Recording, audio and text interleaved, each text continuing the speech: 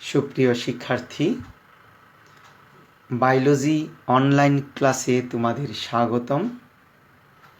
আমি অপূর্ব কুমার বণিক, প্রভাষক উদ্ভিদবিদ্যা, সরকারি জিল্লুর রহমান মহিলা কলেজ, ভৈরব, কিশোরগঞ্জ। আজকে আমরা জীববিজ্ঞানের প্রথম পত্রের প্রথম অধ্যায় নিয়ে আলোচনা করব, কোষ ও কোষের গঠন। তাহলে শুরু করা যাক। Cell and its structure.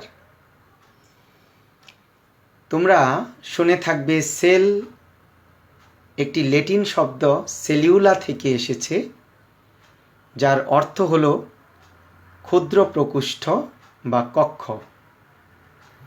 তোমরা জানো ইংরেজ বিজ্ঞানী রবার্ট হুক সর্বপ্রথম তাঁর নিজের তৈরি অণুবীক্ষণ যন্ত্রে একটি বোতলের ছিপির প্রস্থচ্ছেদ পরীক্ষা করার সময় দেখেন অসংখ্য ক্ষুদ্র ক্ষুদ্র প্রকোষ্ঠ। তিনি এগুলোর নাম দেন সেল। রবার্ট হুকের লেখা একটি বই মাইক্রোগ্রাফিয়া, তিনি এই বইয়েতে এই সেল সম্পর্কে বিস্তারিত বর্ণনা প্রদান করেন। এবার আমরা জানব কোষবাদ বলতে আমরা কি বুঝি। আমরা জানি উদ্ভিদ ও প্রাণীকোষের উপর পরীক্ষা নিরীক্ষা ও তাদের বৈশিষ্ট্য বিশ্লেষণের মাধ্যমে বিভিন্ন যৌক্তিক ধারণার উপর ভিত্তি করে কোষ সম্বন্ধে যে তত্ত্ব প্রদান করা হয় তাকে কোষবাদ বলে, এবং এই কোষবাদের প্রবক্তা হলেন বিজ্ঞানী স্লেইডেন ও সোয়ান। এবার আমরা আধুনিক কোষবাদ বা মডার্ন সেল থিওরি নিয়ে জানব। আমরা জানি কোষ হল জীবদেহের ক্ষুদ্রতম গাঠনিক ও কার্যগত একক। প্রতিটি জীবেই এক বা একাধিক কোষ দ্বারা গঠিত। এটি স্বপ্রজননশীল, কিছু ব্যতিক্রম ছাড়া সব কোষ বিভাজনক্ষম, অর্থাৎ এরা বিভাজিত হতে পারে। প্রতিটি কোষ তার পূর্বতন কোষ থেকে সৃষ্ট। প্রতিটি কোষে জেনেটিক পদার্থ হিসাবে ডিএনএ, আরএনএ ইত্যাদি থাকে।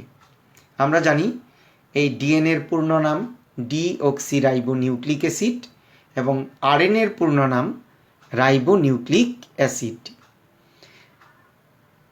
এই জেনেটিক পদার্থের মাধ্যমে জীবের বৈশিষ্ট্যসমূহ এক কোষ থেকে অন্য কোষে সঞ্চারিত হয় এবং কোষীয় কার্যকলাপ নিয়ন্ত্রিত হয়। প্রতিটি কোষ তার কোষীয় অঙ্গাণুর মাধ্যমে জৈবিক কার্যাবলী যেমন শ্বসন, রেচন, পুষ্টি, প্রজনন, প্রোটিন সংশ্লেষণ ইত্যাদি কার্য সম্পন্ন করে।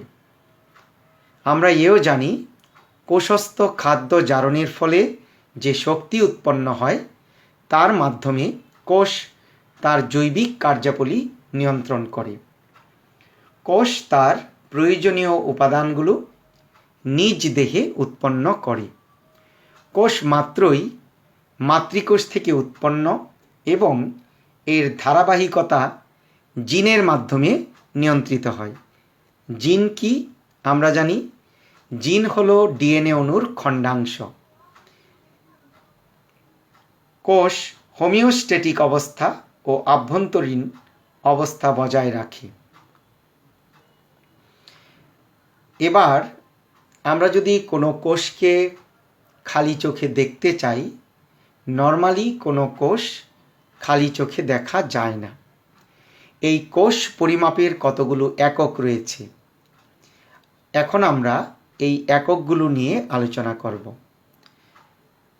আমরা যদি কোষ পরিমাপের এককগুলো দেখতে চাই, তাহলে যেমন আমরা জানি যখন আমরা সেন্টিমিটার স্কেলে কোনো কিছু দেখতে চাই, তাহলে আমরা দেখব যখন আমরা সেন্টিমিটার স্কেলে কোনো কিছু দেখতে চাই তাহলে আমরা খালি চোখে দৃশ্যমান এমন কিছু কোষ দেখা যায়, যেমন ডিম। আমরা জানি 1 সেন্টিমিটারের 10 ভাগের 1 ভাগ হচ্ছে 1 মিলিমিটার। নর্মালি খালি চোখে দৃশ্যমান নয় এমন কোষকে স্পষ্টভাবে দেখার জন্য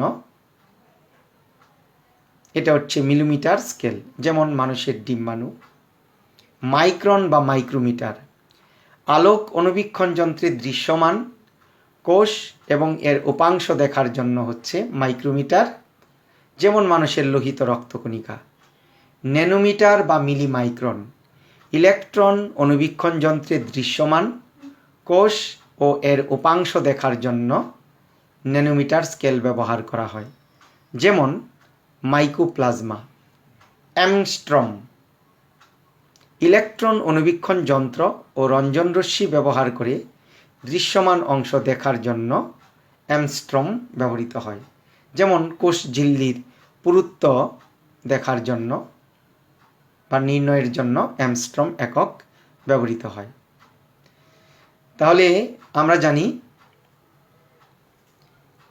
1 মিলিমিটার হচ্ছে 1 সেন্টিমিটারের 10 ভাগের 1 ভাগ হচ্ছে 1 মিলিমিটার। আবার 1 মিলিমিটারের 1000 ভাগের 1 ভাগ হচ্ছে 1 মাইক্রোমিটার। আবার 1 মাইক্রোমিটারের 1000 ভাগের 1 ভাগ হচ্ছে 1 ন্যানোমিটার। এখানে চিত্রে তোমরা একটি স্কেল দেখতে পাচ্ছ, যেমন মিটার। তাহলে আমরা জানি উপরে কিলোমিটার আছে, আমরা জানি 1000 মিটার সমান 1 কিলোমিটার। আর 1 মিটারের 100 ভাগের 1 ভাগ হচ্ছে 1 সেন্টিমিটার। আবার 1 সেন্টিমিটারের 10 ভাগের 1 ভাগ হচ্ছে 1 মিলিমিটার। আবার 1 মিলিমিটারের 1000 ভাগের 1 ভাগ হচ্ছে 1 মাইক্রোমিটার। 1 মাইক্রোমিটারের 1000 ভাগের 1 ভাগ হচ্ছে 1 ন্যানোমিটার। এবং 1 ন্যানোমিটারের 10 ভাগের 1 ভাগ হচ্ছে 1 অ্যাংস্ট্রম। এবার আসছি আমরা কোষের সংজ্ঞায়। তোমরা এর আগে পড়েছ জীবদেহের গঠন এবং কার্যিক একক হচ্ছে কোষ। কোষের সংজ্ঞা নিয়ে বিভিন্ন সময়ে বিভিন্ন বিজ্ঞানীগণ সংজ্ঞা দিয়েছেন। আমরা প্রথমেই এ.জি. লিউয়ে এবং পি.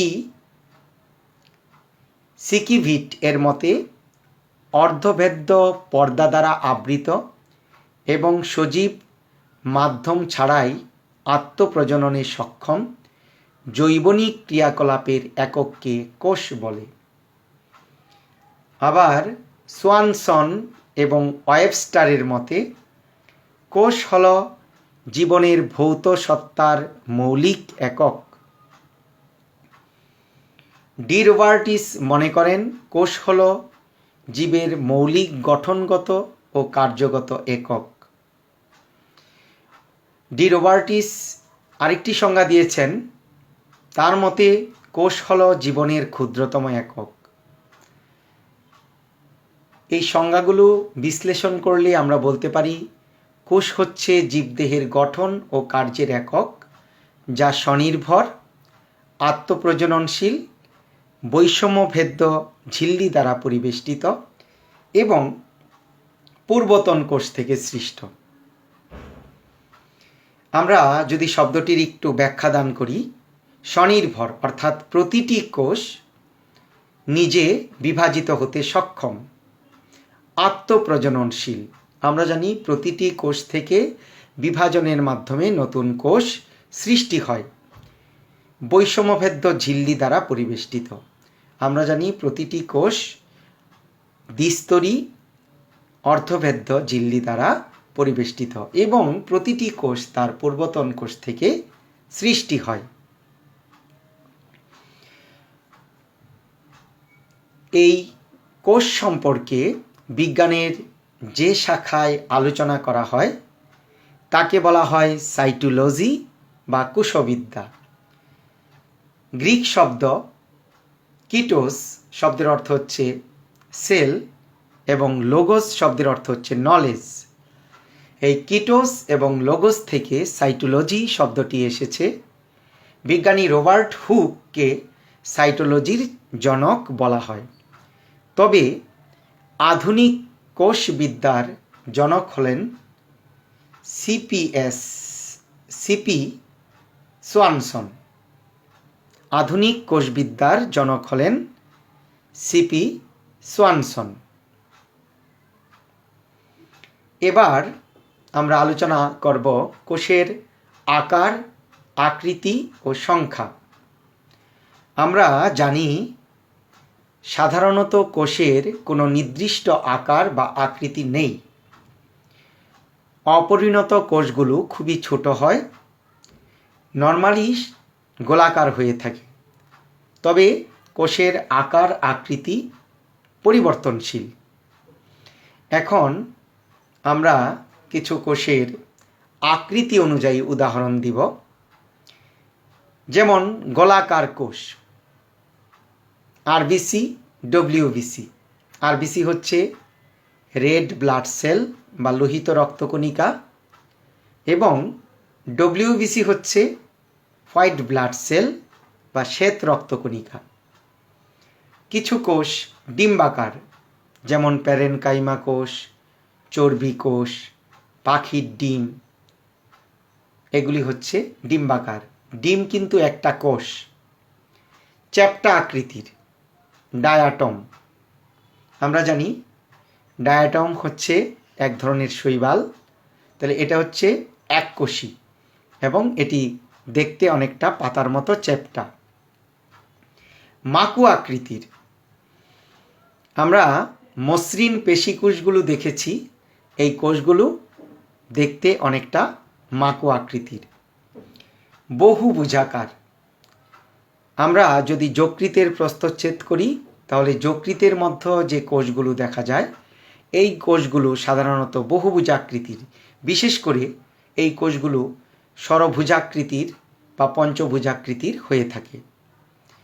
দীর্ঘ প্রবর্ধকযুক্ত কোষ, যেমন নিউরন। আমরা জানি স্নায়ুর একক হচ্ছে নিউরন। এগুলো দীর্ঘ প্রবর্ধকযুক্ত কোষ। শাখাযুক্ত কোষ, অস্থিকোষ। আমাদের অস্থির মধ্যে যে কোষগুলো থাকে এগুলো হচ্ছে শাখাযুক্ত কোষ।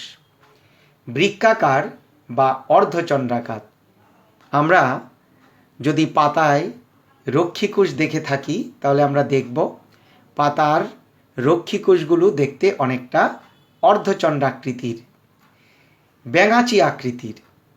মানুষের যে গ্যামিট বা জনন কোষ হয়ে থাকে এগুলো সাধারণত ব্যাঙাচি আকৃতির। এদেরকে আমরা বলি শুক্রাণু। তাহলে এই শুক্রাণুগুলো ব্যাঙাচি আকৃতির কোষ। প্রিয় শিক্ষার্থী, আজকে আমরা কোষ কাকে বলে, কোষের বিভিন্ন সংজ্ঞা নিয়ে আলোচনা করলাম। কোষের আকার, আকৃতি, সংখ্যা নিয়ে আলোচনা করলাম। আমরা বিভিন্ন বিজ্ঞানীদের তথ্য সম্বলিত কথাগুলো আলোচনা করলাম। আশা করি তোমরা বুঝতে পেরেছ। তোমাদের সবাইকে আন্তরিক ধন্যবাদ জানিয়ে আজকের মতো এখানেই শেষ করছি। ধন্যবাদ।